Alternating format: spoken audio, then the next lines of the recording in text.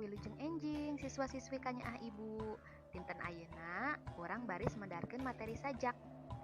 Didinya aya contoh sajak karangan Denny Ahmad Fajar anu dimusikalisasikeun ku Karinding 234. Mangga diaos sareng didanggukeun heula.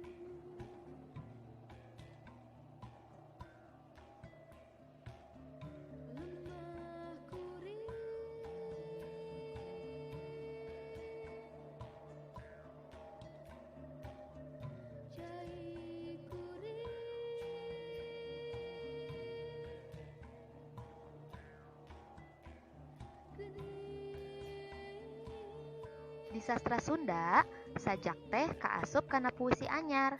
Di jerona loba make ungkara konotatif atawa loba kecap-kecap anu hese dihartikeunana.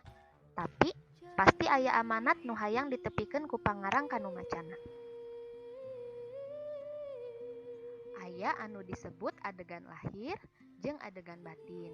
Biasana ngarah leuwih ngartos kana materi adegan-adegan ieu, urang kedah langsung praktek ngabedah salah sahiji judul sajak.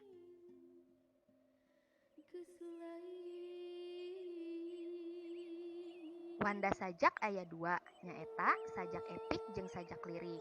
Parafrase sajak aya 2 oge, nyaeta bebas jeung kauger. Didinya aya keteranganana, mangga diaos.